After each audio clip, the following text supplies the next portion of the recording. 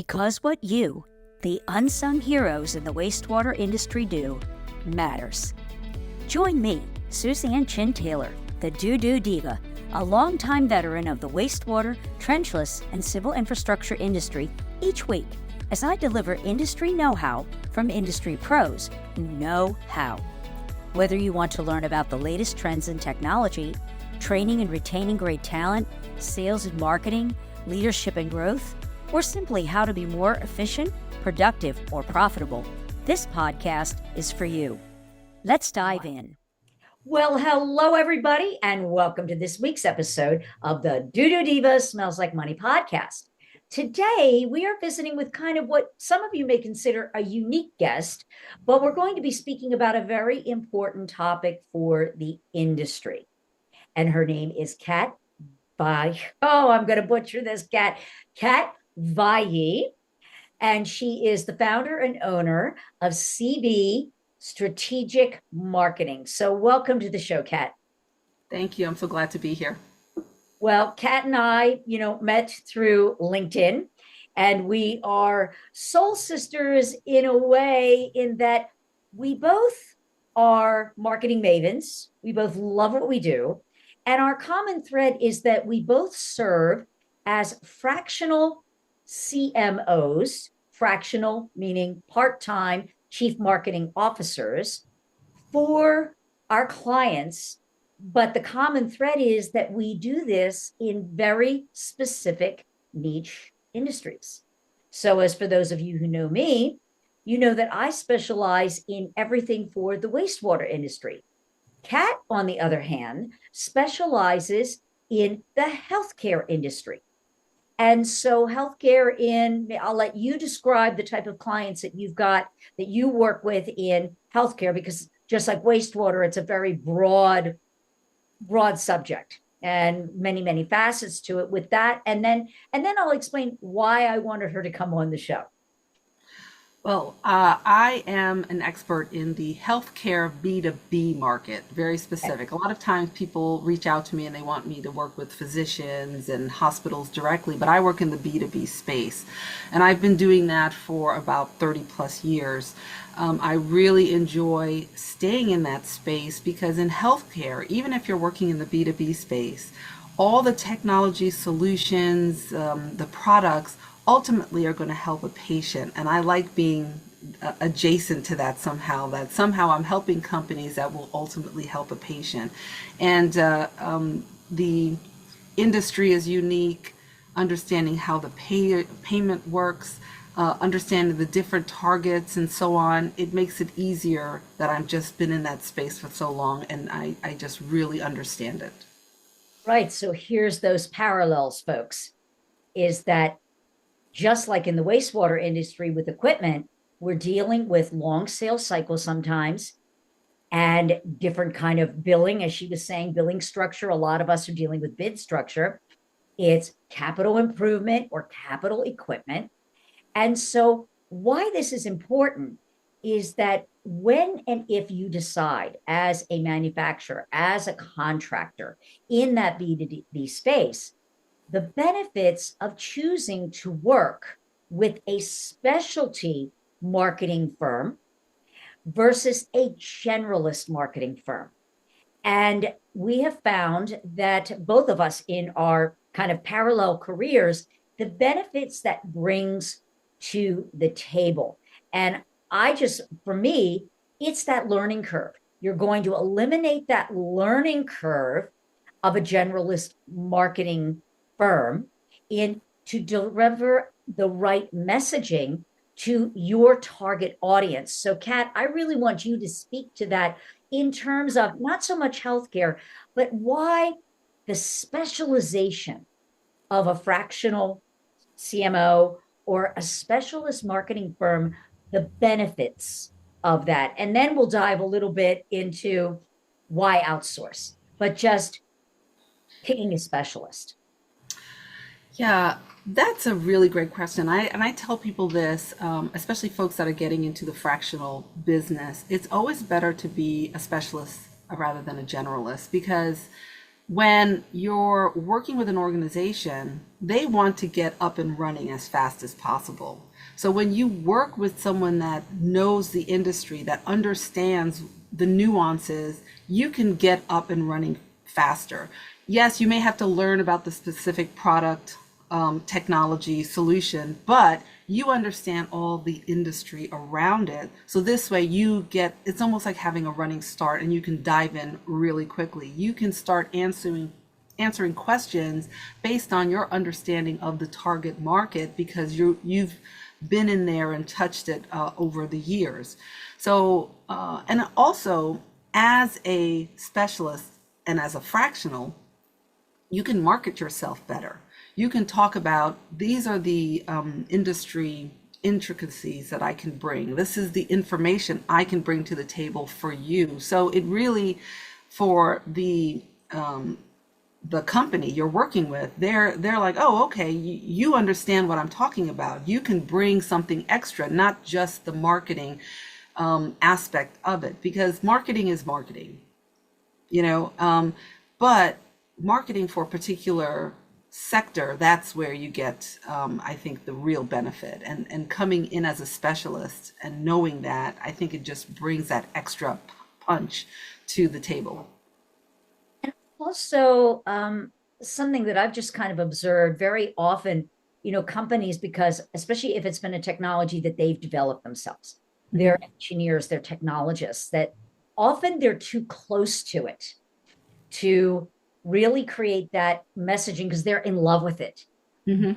How do they tell their story so that someone else will begin to desire it and have that same passion for it and say, oh, I don't want to miss out on that widget or that service or whatever that is. Have you seen that with companies often that you work with, that they benefit from having that outside opinion rather than it all coming from within the organization? Yeah, because there's because that's a very good question. I love that question because there are two aspects to that. Number one, when you're working with big organizations who have a board, many times companies get confused in marketing to the board with marketing to your buyer. Two different things. When you're marketing to the board or you're marketing to get more money or you're marketing, you're talking about yourself a lot. Right. But the buyer, when you're trying to get new clients, you have to switch that. It's not that that information is not important, because eventually through the buyer's journey, you're going to have to get to that, like, why are you better? But really, initially, the marketing has to be talking to the potential buyer so they can see the problem. Maybe they don't even know they have a problem. Maybe Mm. they have a problem, they can't figure out how to fix it. Or maybe they're just so busy they don't see that there's a way out. Your job is to then talk to them and say, tell the story where this is the problem, there's a solution out there, and there's a unique solution that's us, and here's how we're going to help you. So it's the ability to do that. A lot of, so you have the big companies talking to the board, and then you have a lot of startups who, are trying to get VC funding and so on. And again, they have to talk about themselves. And then you can't just take that and translate it into what you're going to talk to about to the prospect. You have to change the way you're telling the story. You have to remember it's about them, not about you. So and that's sometimes it's hard for folks because they're like, I want to tell, we have to say we're the biggest. We have to say yes, but that's in the buyer's journey, and you have to pick those moments about when you're going to do that. So Yeah, because when it comes down to messaging, nobody really cares about you. They care no. about them. I tell folks, you've got to remember they're tuned into one radio station, WIIFM. What's in it for me? They don't care you've been in business for 30 years. They don't care that this thing is made of titanium screws and it does everything but, bake homemade bread for you. They care about what is this going to do to make my life easier, make me look good to my boss, whatever it's going to make me more money, whatever that desire is and that end goal. And so it was a really good point about the buyer's journey. I see that sometimes that is something in the messaging that small to mid-size manufacturers who are really trying to get to that next level in their sales, that they really struggle with that. I don't know why, but I think it's just something that we all want to talk about ourselves. It's just kind of human hardwired into it. But I'd like you to talk about that a little bit when it comes to the buyer's journey when you're dealing with a long sales cycle process. What are some of those things that are absolute essentials that need to be put in that mix, whether you're selling, a very expensive piece of medical equipment or you're selling a, $500,000 sewer combination vehicle? What do you see as things that they have to remember to include to make sure we're taking them down that perfect buyer's journey so that they raise their hand and say, yeah, let's talk further? Now, the first thing you have to do is understand the buyer's journey, because every organization, like you said, has a different buyer's journey, because every solution, either it's, I can look at one video and click here and buy it, or I have to go through a whole process. So getting everybody on board with saying this is the buyer's journey and having agreement with it is one of the best things you can do. And then once you establish, like, let's say this is a long process, you have to say, I have to have information, and there might be a lot of different influencers in the journey, right? So maybe what the CFO needs to hear is different from the HIM director or the user, and so on and so forth. So you've got to think about all those touch points and think about where they come in the process and have the right information for those people, because the CFO doesn't care about maybe the HIM director, in terms of they're thinking money. So you've got to talk money to them. The CEO may be talking about something different, and so on and so forth. So it's understanding the buyer's journey, laying it out, and then once you lay it out, then you say, okay, this person needs this information, this person needs that information, and then you have that all through.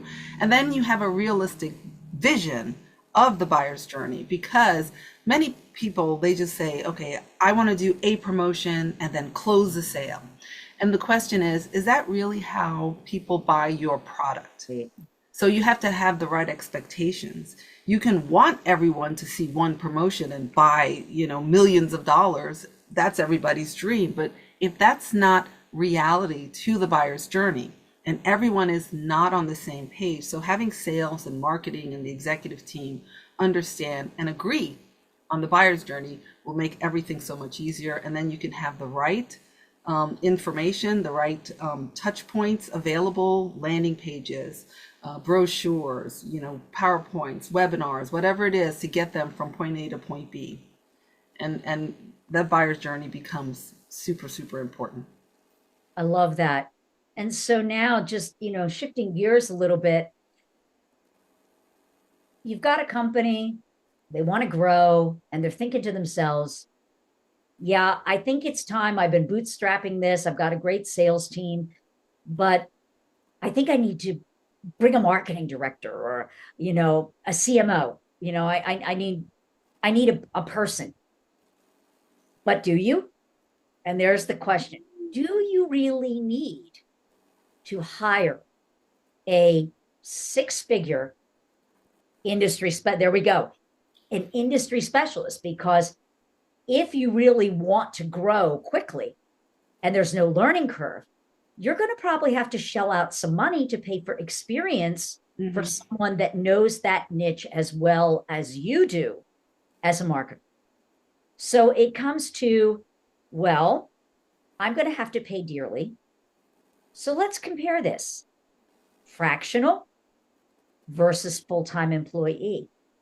Can I get what I need from a fractional?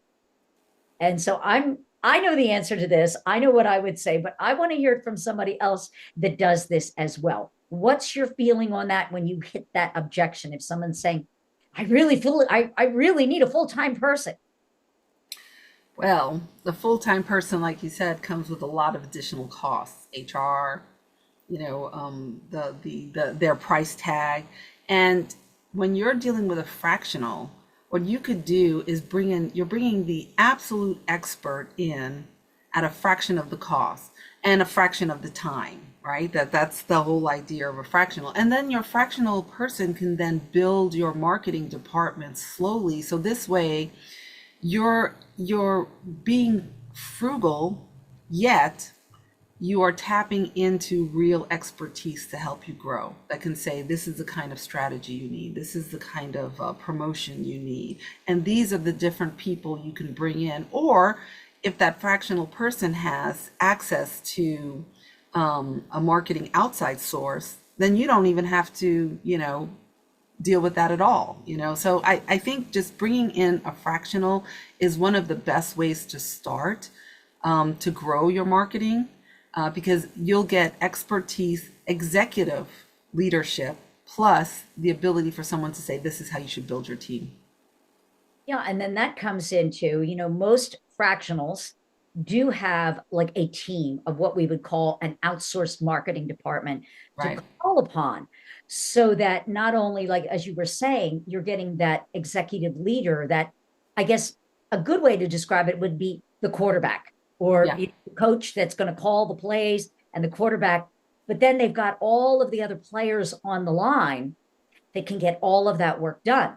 Because even if you were to hire a single person, they're probably still going to need to Yeah. hire all of these other outsourced or external vendors in order to execute their vision or their plan. And so that's adding more dollars. Yeah. As if you go onto a flat fee with an outsourced marketing department, it's you're getting, as you were saying, multiple people at a fraction of what it would cost you to hire one person. Hmm.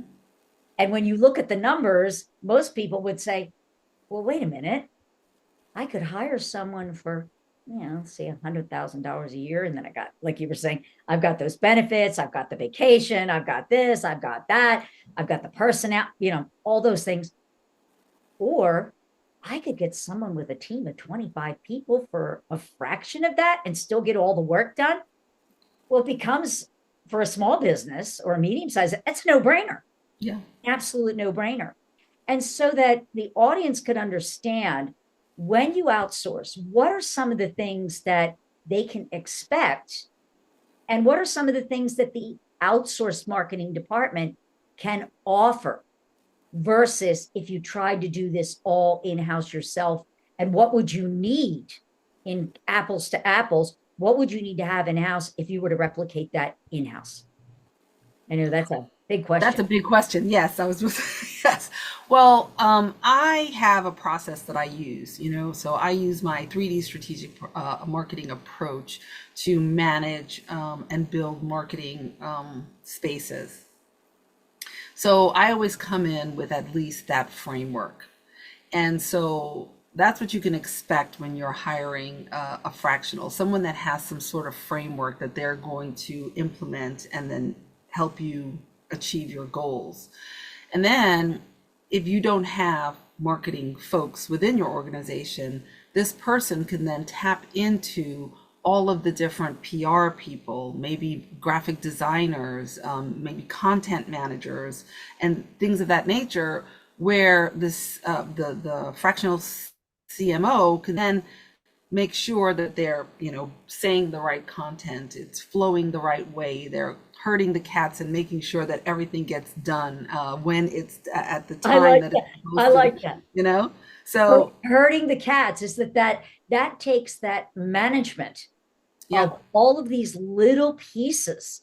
And as we think about digital marketing, people don't realize, even with the use of AI, I wanted to segue into that, is that you still, AI cannot replace a human with the messaging. It can help them get a lot of the way there, but that process still has to be managed. Yes. And with new tools to do things popping up every single day, every time I turn around, oh, there's this new AI tool. Oh, there's another one. Oh, there's that. It's so easy for us to, oh, well, maybe that could do it. And maybe that could do it. And you become like distracted by the bright, shiny object. I don't know if people remember that movie Up. And I think of the Yes. dog going, oh, squirrel, oh, squirrel. And it's so easy. Even I do it. It's no, no, no, no. You got to stay focused. And by having someone that knows this industry is staying on top of all of the trends and what's happening in this world of AI, they are going to be in a position to help you select which tools are going to be the most advantageous because they know as you were saying earlier, they've got that playbook. They know what are your goals? What are your aspirations? What are you trying to do? What do you want to do 1 year from now? What do you want to be 3 years from now, 5 years from now? So that they can back into and select the right tools Hmm. that are going to meet your objectives based on how many people you have, what do you want to do, um, and then implement it and stay on top of it. And so what are you doing right now? I mean, is this something that you're seeing a need or an overwhelm with people, the bright shiny object of AI seeing, man, we really need to do this? Well, the bright shiny object syndrome is something that I has always been there, right? It's either oh look, my competitor is doing this, I have to There do you go. that, There you go. right? This new technology is there, I have to get that. This is why a good fractional CMO is strategic in their mindset and is able to say, let's step back and make sure that what we're doing is right for you. It could be right, whatever they're doing is right for them, but how is it going to help you meet your goals? Is this going to keep us on track? What's your budget? What's your manpower? Is this going to match with your goals at the end of the year? Because I've heard people say things like, oh, you can fix anything when you just apply more money to it. Okay, but really what you really want to do is the right thing for your company, and then that's going to help your clients ultimately. So being a good fractional CMO means that you are really focused on strategy and understand the goals and the outcomes, and then you can help remind people, yeah, that's great, but how is this going to help us reach our goal? Do we have to change something in the strategy, or should we just keep going, or do we just tweak it? It doesn't mean you can't ask questions. It doesn't mean you can't tweak things. It's just making sure that you have your eye and keep everyone going. It's like a treasure map, right? If you have a Right. treasure map and X marks the spot over here, and everyone's going left and right, but you're like, but the X is here. The X is here. It's helping people stay on path to get to the X, and that's how I help organizations stay on path, and how they help them evaluate what should or should not do with new technologies and things of that nature. And I also think that when you are an outsider, even though you're really part of the team, and this is something I Hmm. found, with I'm doing this, I'm able to be objective and I'm not worried about being brutally honest Right. because we're being paid to tell people what they need to hear, Yeah. not necessarily what they want to hear. And so if this is a path, I caution folks that if you're going to go down this path and choose to work with someone, make sure it's someone that's going to be unafraid to tell you what you need to hear, not just pat you on the head and tell you, oh, you're doing everything right, because that's not going to be in your best interest. And I think someone that's on the outside rather than employee, I think an employee is always afraid, oh gosh, if I say something to offend the boss, man, that could land me the pink slip and I'm out the door. Whereas a consultant setting those parameters up front can say, listen, sometimes I'm going to say something and it may make you uncomfortable. Are you okay with that? Yeah, that's a good point. And saying and I'm willing that if you give me pushback, I want to hear it because maybe there's something that I don't know about your organization. And then let's have that discussion because I may be totally off base. But then that turns into what I consider productive conflict. And there should be conflict. There should be those back and forth discussions to get to point A, because we're here to help you reach the goal, Right. or we're not Exactly. doing our job. Yeah. We're not doing Yeah, our that's job. why I think a good fractional always is asking why. When people want to make a change, if you just keep asking why to get clarity, because I think once you have clarity and then agreement, then you can move forward. So asking questions and having and letting whoever you're working with, let them know I'm going to ask a lot of questions. I'm going to ask a lot of questions because I need clarity. And so this way we can get on, we can be in agreement. So this way I can produce or create the perfect outcomes for you, as opposed to just being a yes man. Because if you just wanted a yes man, then you probably would have just, hired someone that, will just do the thing, as opposed to a fractional CMO where you're wanting someone with some understanding of the industry, understanding of their expertise, and that will help you. That will help you avoid the landmines out there and get to where you need to go. Yes, I agree. And so, in the world of manufacturing and that B2B, I'm just, this might be a minefield to throw out there, but I'm going to anyway.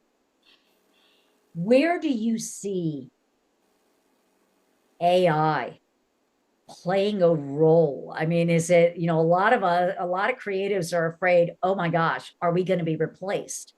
Where do you see AI fitting in with what marketing innovators like yourself, like what I do, like what my partner does?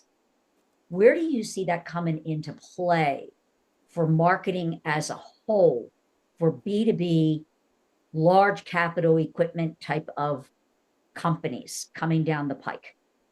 Well, I I'm hearing two things. There's AI usage for excuse me, there's AI usage for marketing, right? That because you were saying, will they be replaced?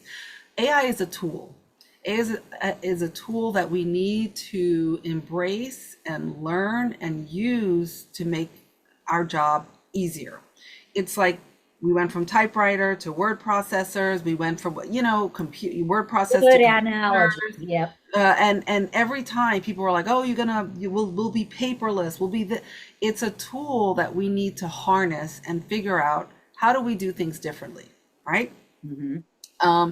For companies, AI has different implications for different organizations and spaces. Like in healthcare, you have to make sure that your AI is not putting your data at risk. That so you have to figure out how do I use it and keep my information safe. But how do I use it to do things faster? How do I use it to maybe, because it's going to read faster. It's going to do everything faster. So it has to be a tool for you. So you have to understand your why and your goals, and then how are you going to use this tool to achieve those things. But then you have to make sure whatever regulations your particular space has, what is the right AI tool that fits in that space that's not going to put my company in jeopardy or my data in jeopardy? Because that's AI works on pulling tons of data, organizing it, and giving it back to you. So you just have to think about that. But for in the marketing space, I think we need to embrace it and figure out how to use this tool so we can be faster, so we can do more things at once. So maybe it helps us with research. Maybe it helps us, so don't be afraid of it. You need to jump on that bandwagon and learn it. So this way you can say, it's going to help me be a better fractional. And for your organization, you just have to go through the process of really understanding their why and their goals, and then find the right tool, and then also understand the regulations around it. Well, Kat, thank you so much for coming on the show today and having this dialogue with me, because it's obviously, since we're kind of sisters in different spaces running Yeah. parallel tracks, it's a subject that is just near and dear to both our hearts. And it's just, I really wanted to bring you on just to give another perspective of things that I bring to the table all the time. And so thank you for that. And so if people would like to, Kat's got a lot of great ideas. So if anybody is listening and just wants to find out more about her approach to marketing and the B2B space, and especially what we were talking about, long sales cycle, how can they learn more about you? Well, you can catch me on LinkedIn under Cat Valyi. Visit me at my website at www.cvstrategicmarketing.com. You'll also find me on TikTok and other spaces, but my website is the best place to connect with me. If you have any questions and want to learn about my 3D strategic marketing approach, I'd love to share it with you. So cvstrategicmarketing.com. All right. Well, thank you again. And for those of you tuning in, hope you learned something that you weren't expecting. And until next time, keep it flowing. Be sure to subscribe to the show so you'll never miss an episode. If you're an industry expert and would like to be considered as a guest on the show, click the Be a Podcast guest link below in the show notes for more information. Thanks again for joining me, the DooDoo Diva, on this week's episode of the Smells Like Money podcast.